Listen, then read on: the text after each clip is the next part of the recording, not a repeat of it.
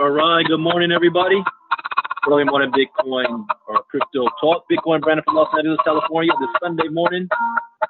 Go ahead and type in the chat box where you're listening in from. I see Miss New Orleans, Stacy Alugas, LaShayna, I'm about to get paid Robinson, Abdul Wild, Lorna Vasquez from Hanford, California. Hey, Lorna, where exactly is that? Hanford, what county is that? And Elijah from Hercules, California, what county is that? Two cities in Cali, I don't know where they are. Ray Fountain, Cleveland, Ohio. Diana Townsend from Delaware. Good morning, afternoon, evening, depending on where you're logging in from. Today is Sunday. They call it football day. Today's going to be a busy day for sports for me. I got to watch the old pay-per-view. I missed my WWE on Friday. Got the Rams game today, undefeated. And we got the Lakers playing tonight against Toronto. And I got to do a Facebook Live where I'm actually going to be on camera. It's been a while. So we're going to have a busy day today. As a disclaimer, I'm not a licensed financial advisor to be dispensing financial advice. I read the news, give my opinion, share suggestions, and it is up to you to make an informed, intelligent decision on which direction you want to move into. Good morning, Wayne. Bethany from Seattle. Muhammad from Philly. Contra Costa County. Yeah, I'll be driving through there at the end of this month on my way to Sacramento. Going to be on a radio show with Linda into this month in Sac.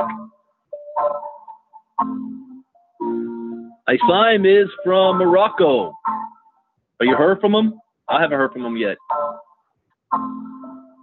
There's 4 rules I live by to have success in this space.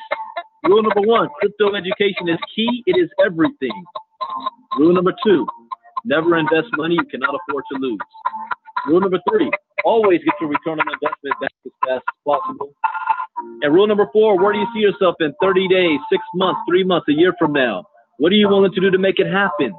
Make a decision, take action, and remain focused.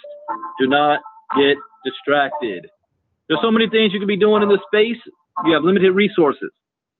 Now, this is not going to guarantee you success, but it will at least minimize your risk. And that, ladies and gentlemen, is the most that you can ask for. So, all right, let's go ahead and get things kicked off here. Of course, I need to turn on my screen share. Put on my Bluetooth.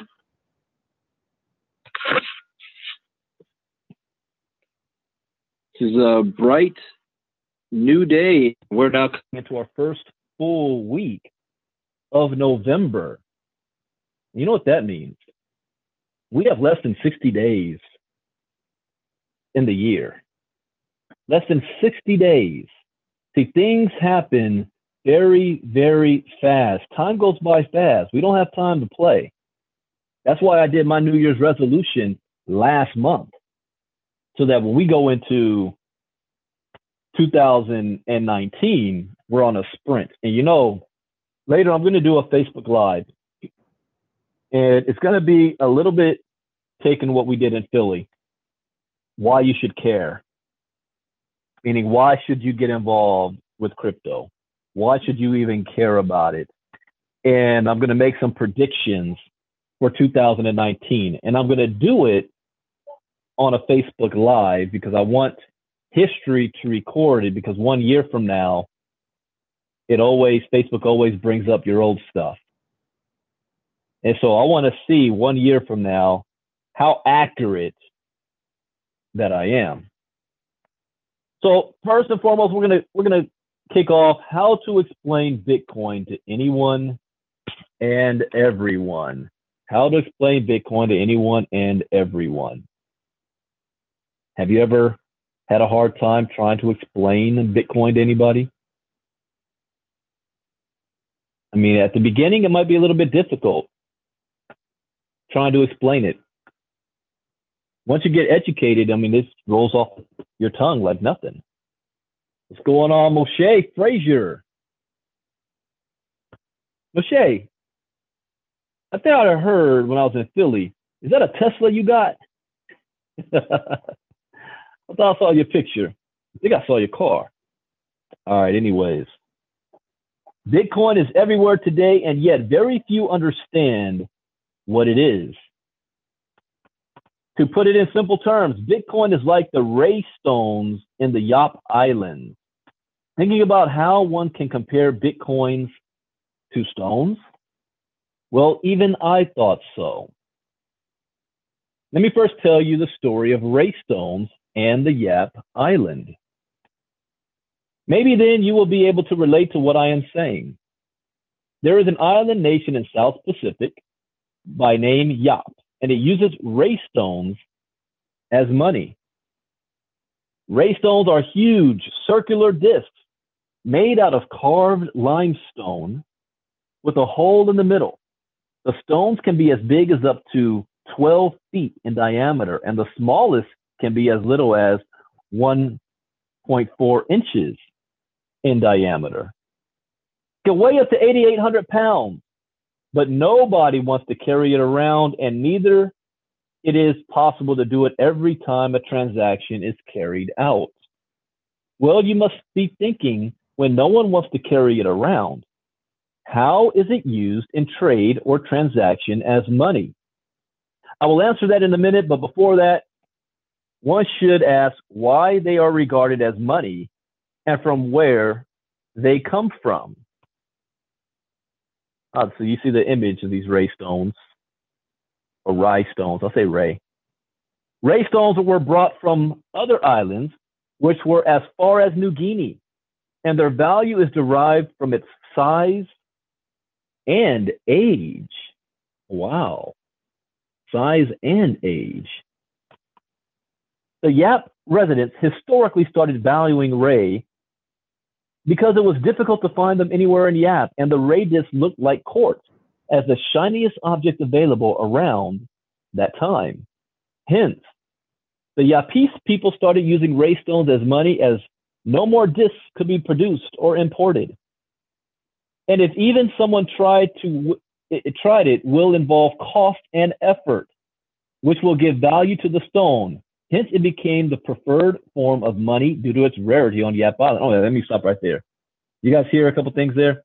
Let me say hello to Nafula, Mr. Stewart, Patricia Davis. Okay. Since it's like gold, you can't just create gold. if you want more gold, you have to do something physical labor by digging in the ground. Okay. What if you want more money? The government just prints it up. That's it. It doesn't cost much, 13 cents. They just print up more money. These ray stones, if you wanted more ray stones, you'd have to import it. That costs time and money to do that. Bitcoin, there's only going to be 21 million. So for more Bitcoin to be mined, it costs $4,000 to do so. It costs time and effort and energy. That's real value to it. That's what they call proof of work. Proof of work. All right. To quarry the stones, Yapese adventurers had to sail to distant islands and deal with local inhabitants who were sometimes hostile. You think you're going to come into my land, dig in my ground, and take my precious metal? Nah, we're going to go to war over that. Once quarried, the disc had to be transported back to Yap on rafts, towed behind sail-driven canoes. The scarcity of the discs and the effort and peril required to get them made them valuable to the Yapese. Now, coming back to your original curiosity, that when it wasn't possible to move ray stones again and again, then how were they used as money? Well, simple. Stones were not moved around. As the residents of Yap understood the rarity of the stone, they knew that the money supply is fixed, and hence just transferred the ownership of the stone to one another without moving the stone. Hey, that sounds like the internet. You don't actually physically move anything. You just transfer ownership. Well, the internet never allowed you to transfer ownership. All the internet does is give you copies. The blockchain allows you to transfer ownership. That's why that's revolutionary. Whenever people made a transaction, the ownership was orally transmitted publicly. So they did it orally, verbally. So everybody in the village heard that this transaction's taken place publicly. Doesn't that kind of sound like what Bitcoin does? Because you're on the blockchain, it's a public ledger. Everybody sees a transaction that just took place. Pretty cool, isn't it? You might be thinking why this story is for explaining Bitcoin. Oh, they got a little video here. A minute-long video about what is Bitcoin. Okay. I will check that out later. It is required because it turns out that this analogy of ray stones is quite helpful in explaining Bitcoin. Let us assume that just like Bitcoin, there are on 21 ray stones on the Yap Island. And these 21 Bitcoins, ray, cannot be taken out of the Bitcoin ecosystem and hence remain only on its blockchain, much like the ray stones in Yap.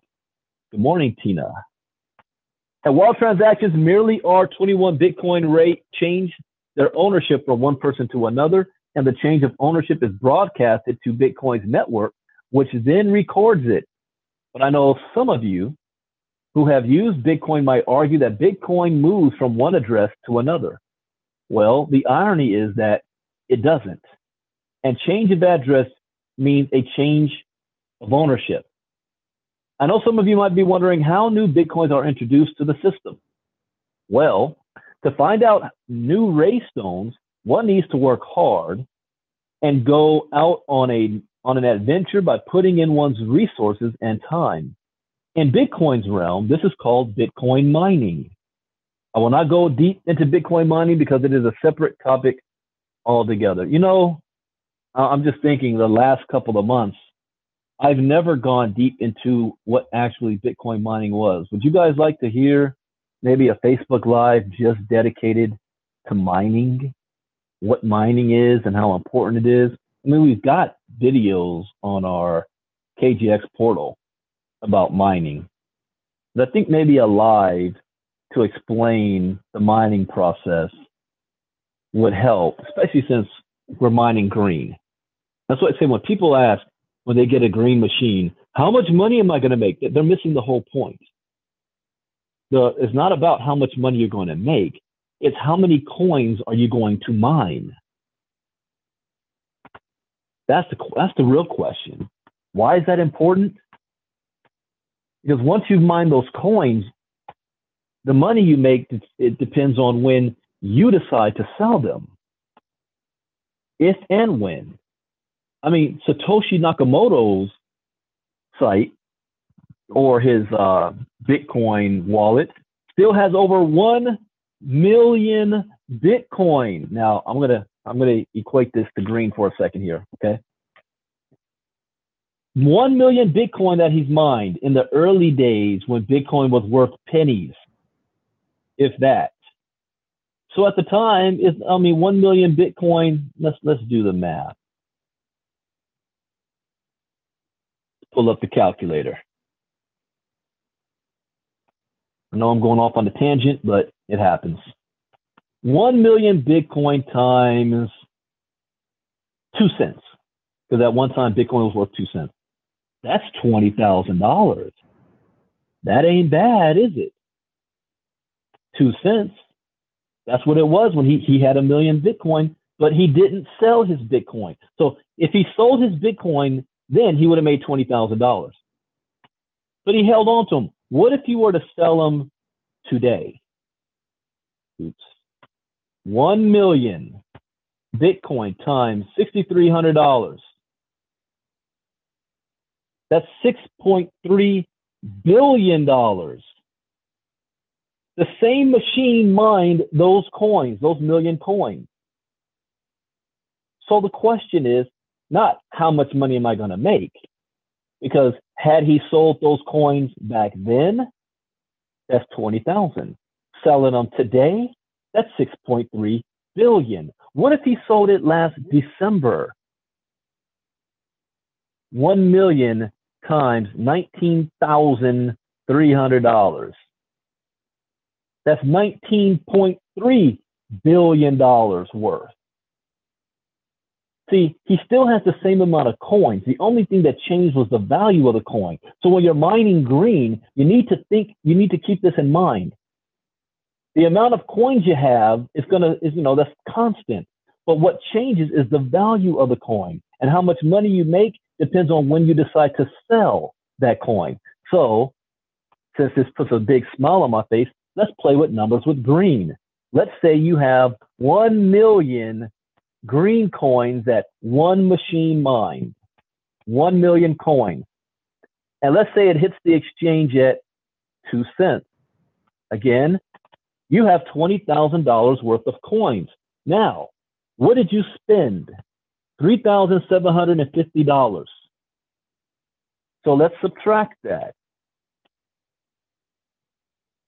You still have $16,250 profit after you made your money back. What's my rule number 3?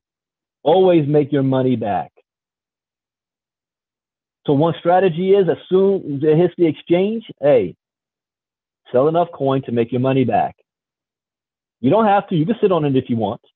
I'm just real conservative when I do these things, not for my own sake, but because I speak publicly. And I don't want to say something that is on a higher risk, and someone who has no business being part of it hears me say something. They do it. They're not educated. They lose all their money and they blame me. So whenever I speak publicly, I am far more conservative than I do if I'm speaking privately. So just keep that in mind. So what if you decided to take $8,000 of that and buy yourself 2 more rigs?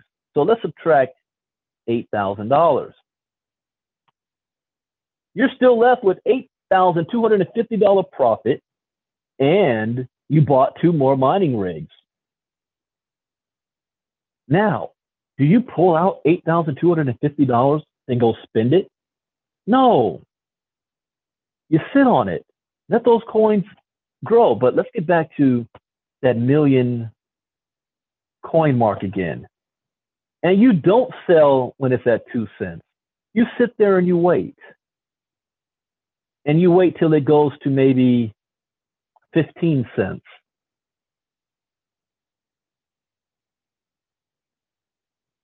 That's $150,000 on the same million coins.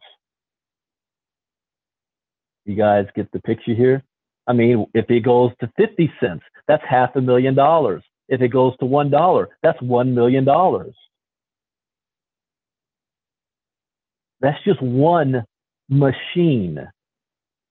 What if you decided to sit on it for 3 or 4 years and it goes to $3 or $4? Can the coin go to $3 to $4? Yes. Why am I confident that it can? I didn't say that it would.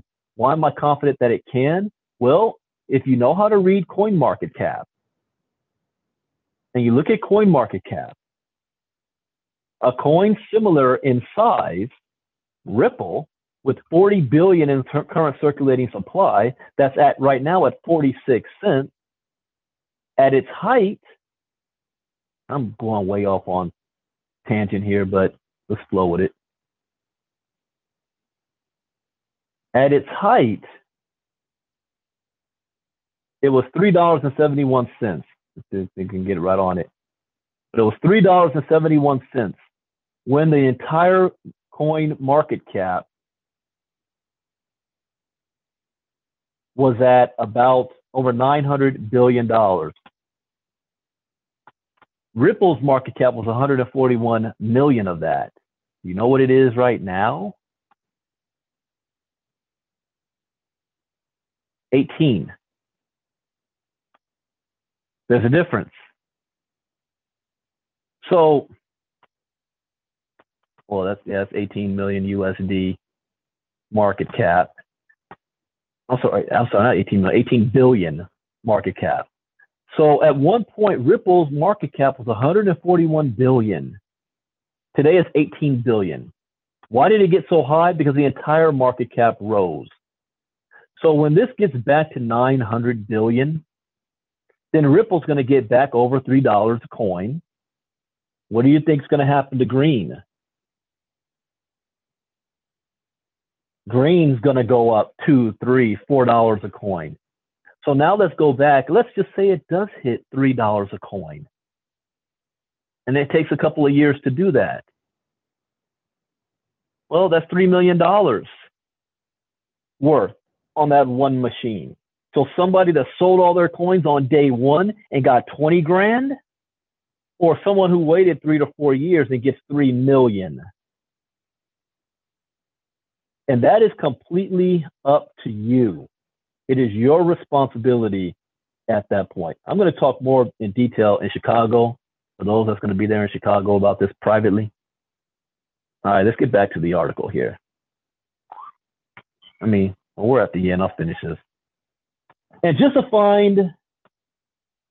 like finding Ray is difficult, to introduce new Bitcoins to the system, Bitcoin miners put in their time, energy, and resources to solve an energy-intensive maths problem to get new Bitcoins as a reward.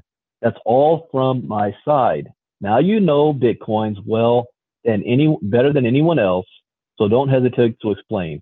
I have much better ways of explaining Bitcoin than trying to use freaking Ray coins. But anyways, I guess that's good. How Bitcoin works in 5 minutes. I'll look at this one later too, see if it makes sense.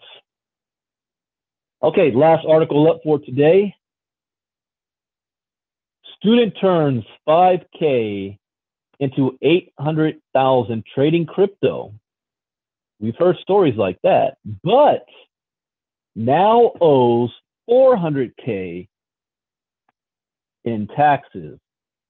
Now, I saw this article, and then Bethany shot me a message, asked if I could cover this article. And it caught my attention. So, so I haven't read this article yet. So let's see what went down here. But still, the fact that he turned 5K into 800K, mind you, without recruiting. See, here's one thing too. I gotta say this because the last 24 hours, I've been getting bombarded from outsiders, not KGX people, but let's just say there's been movement in the network marketing world, and people are being exposed to crypto for the very first time, even though they've kind of heard about it, but they're still starting to take it a little bit more serious. And now I'm getting phone calls. And one way I describe, and this is important, because I've been saying this and I'm starting to see others copying exactly what I say, even competitors. But one thing that I say is the crypto space is not network marketing. The crypto space crypto itself is not the product. And I already know next year there's going to be companies that come out from gurus in the network marketing space. They've made millions in network marketing. And they see the new gold rush in crypto, but they don't understand crypto. They don't know what it is. All they know is that it goes up and people made millions in it. What they're going to attempt to do is what they know, is what they're good at. And that is building a network marketing business and a company. I mean, these are individuals that have so much skill that the product could be selling tires from the side of a freeway, and they could still put in thousands and thousands of people and convince them that this is the next gold rush. The product doesn't matter. It doesn't. Their system will drive things. And the problem is they're going to bring crypto in as their product in network marketing. My vision and my philosophy is take my skills from network marketing into the industry of crypto. Crypto is not a product. It is huge, vast industry. 1,000 times as of now bigger than the direct sell MLM industry as far as volume's concerned. So understand the difference when you start looking at things.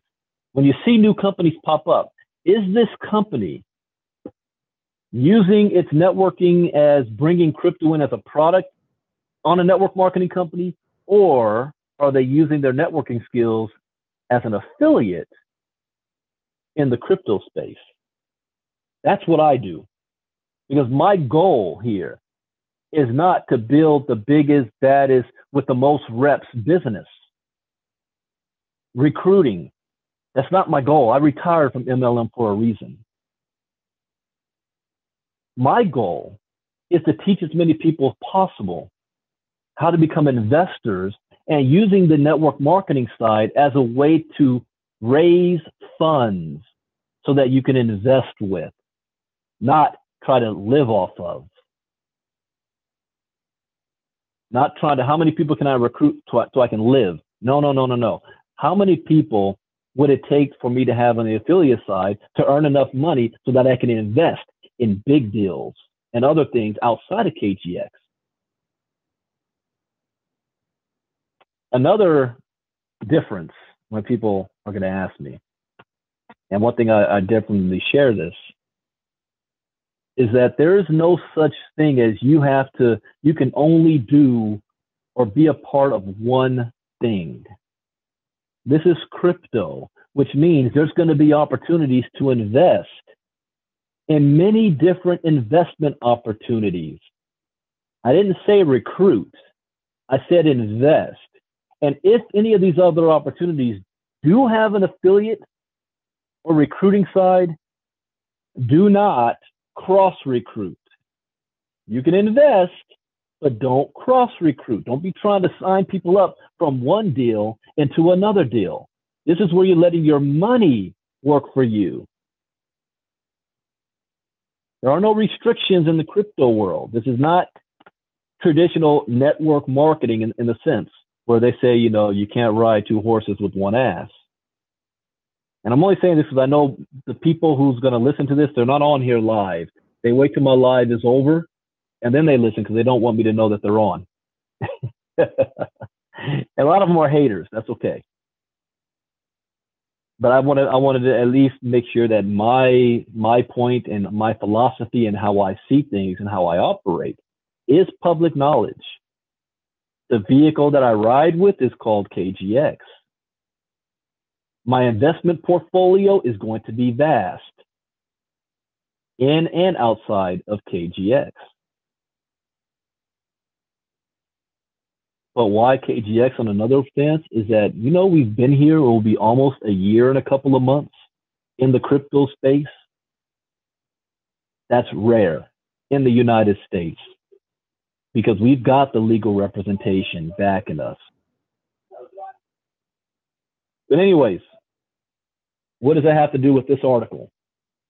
Well, the point is that this guy had education somewhat. And without having to recruit, was able to flip 5K into 800K. However, looks like he got into a little bit of a tax problem.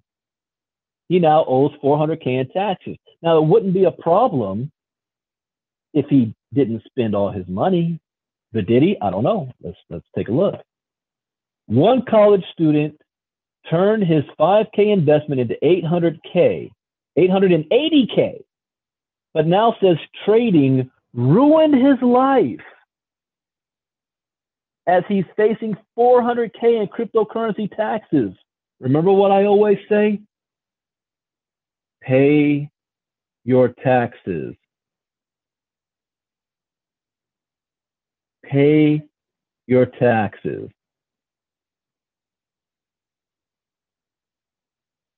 From big profits to a tax nightmare.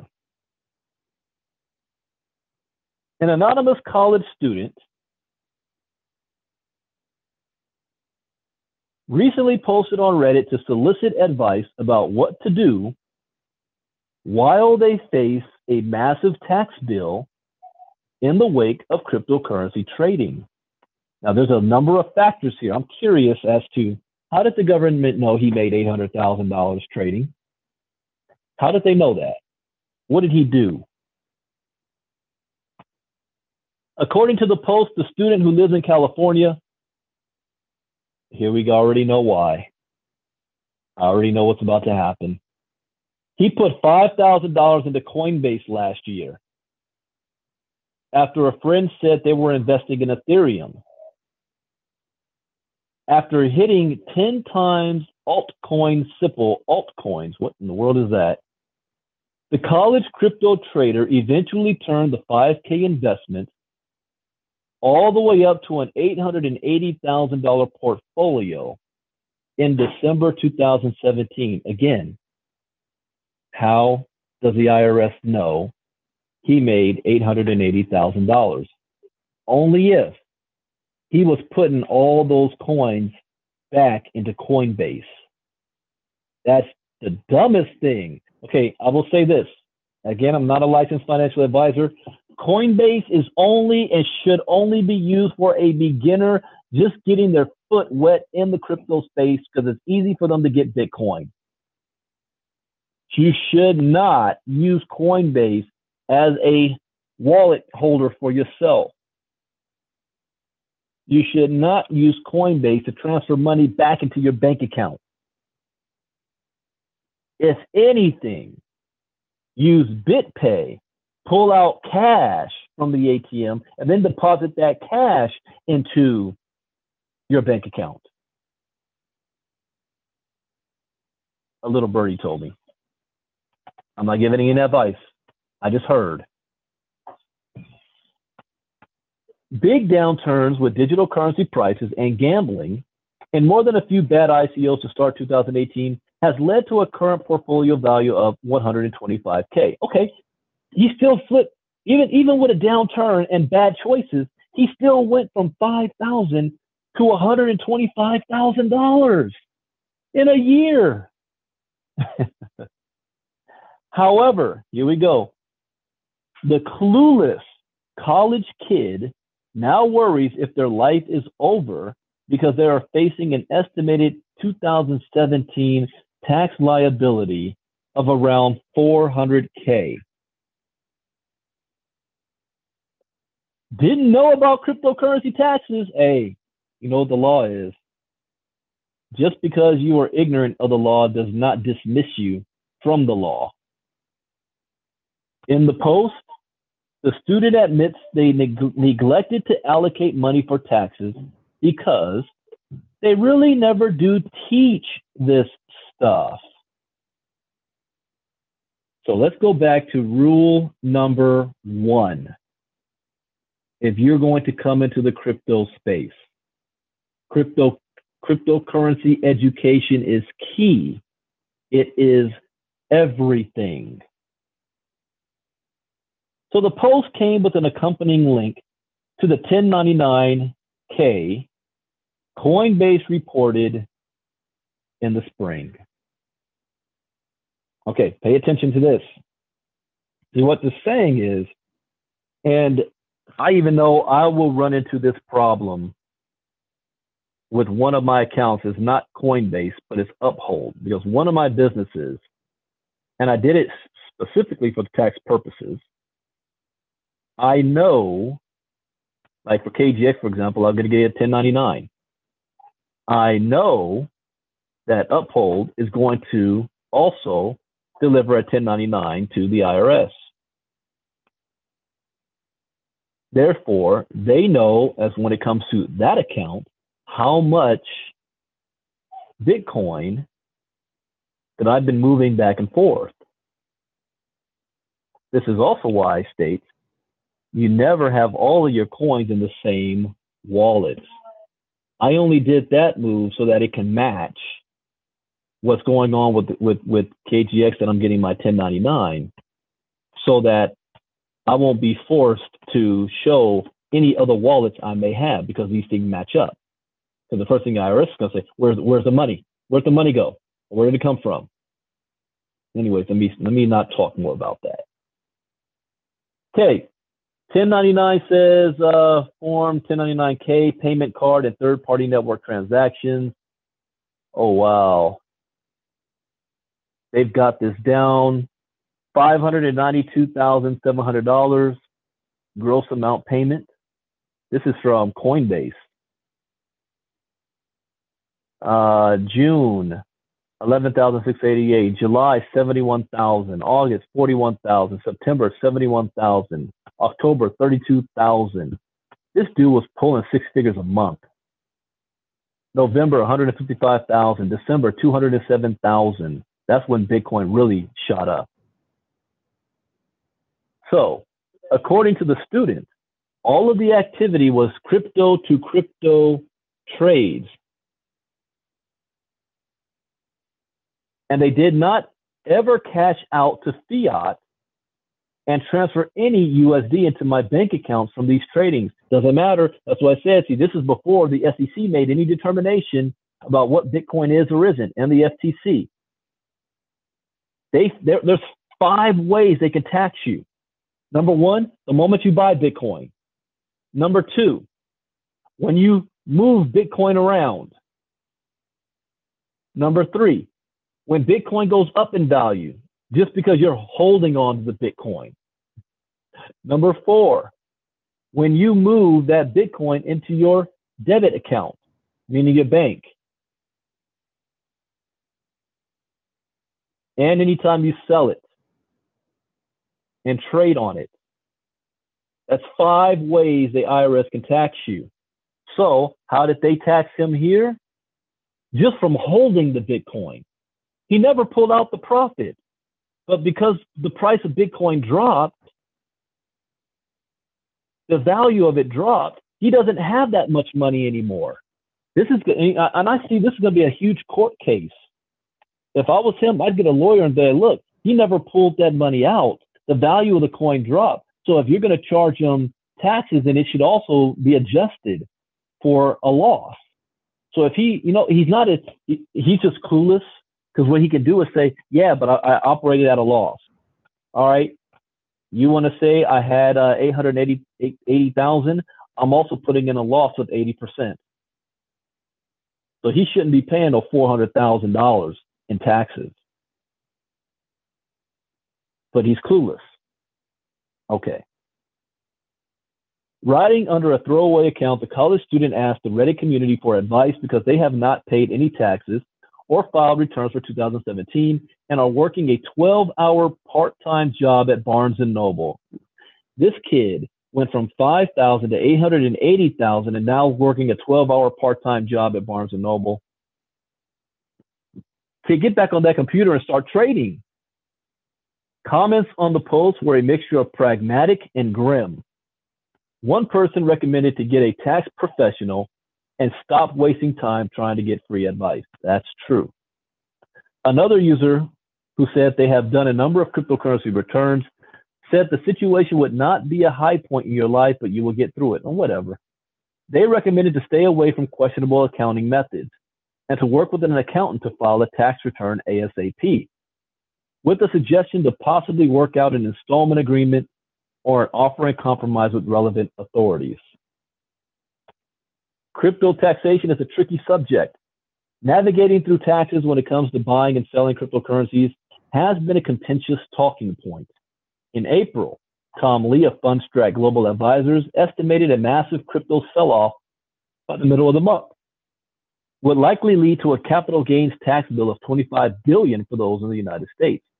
Around the same time, Bitcoinist reported on a Twitter poll asking respondents in the United States about cryptocurrency taxes. 19% of the 9,339 respondents said they already filed and paid, but 53% said they'll never catch me. Wrong. There's one thing about the government. Never, the house always wins. You may think you got away with it for a couple of years, but they will go back on you. And next thing you know, you're Wesley Snipes trying to hide out in South Africa. You don't want to play with the IRS thinking you're going to get over. Last week, former U.S. Congressman Ron Paul argued in a blog post that exempting transactions in precious metals and cryptocurrencies from taxes would be some of the first steps to end our monetary madness. I agree with that. I agree with Ron Paul. Okay, so what's some things that we can learn from this that I am legally allowed to say? One, avoid using Coinbase if you're doing large transaction amounts in Bitcoin. Do not use Coinbase to transfer your profits from an exchange onto Coinbase. Because Coinbase has to report, I think it's over, what, $30,000 in transactions. They start reporting to the IRS. And then the IRS is going to look at your tax return and say, hey, we got here that you had a couple $100,000 move through your Coinbase account, but you reported none of that. Where's the money? Where's our cut? Now, people use the BitPay card, for example, but just like Coinbase and Uphold, eventually BitPay is also going to be under scrutiny, if not already, to hand over their KYC and AML, anti-money laundering, know your customer information to the IRS. So even if you pull cash out of the ATM, it's being recorded. So what is the ultimate solution? Be prepared, no matter how much money you make in crypto, to pay a percentage of that in taxes. Just be prepared for it. So as a public statement, report and pay your taxes. I know it sucks, but it's going to save you in the long run. Don't try to get over because it's brand new. They already hired a company called Chainalysis that's like the sniff dog of the internet. It's going to sniff out everything, and all they do is try to match up wallets. So think about it just like you have your job and you pay your taxes, or you have a home-based business and you got to pay taxes. Don't try to get over and say, well, they can never find my Bitcoin wallet. No, I ain't paying jack squat. Well, I'm not saying you not to do that, but publicly, I'm paying my taxes. All right, that is it. The news and information for today. So those of you in KGX, we have a new announcement that we have a new social media coordinator. Let's pull her up. Justice LeBron. I've known her since 2012. She's very experienced. A company we were part of called Sherlock Nation. She did their entire social media, and that was difficult to do. I call it putting lipstick on a pig. She did it. But anyways, I cannot wait for this green to be finally settled and we can see our wallets, because as soon as that's done with, we can move. And what I'm talking about is, in November right now, all the other stuff that KGX is sitting on, it's like in a holding pattern, can now be released and we just go ham. And I don't say wait for any of that to happen, because I'm certainly not. I'm still building. But it's going to be game over time. And it's going to be an overdrive. And some of you are going to be kind of left behind. That's okay. Everybody moves at their own pace. But it is about to explode. And you're going to see what KGX really is. So with that, you guys have a great day. I will not be back for Crypto Talk tonight because I'll probably be watching the Laker game. But other than that, unless some major news happens, but I will be doing a Facebook Live later today.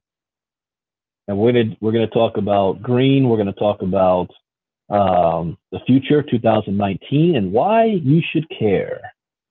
So have a great day, everybody. Bitcoin Brandon out. God bless. Bye-bye.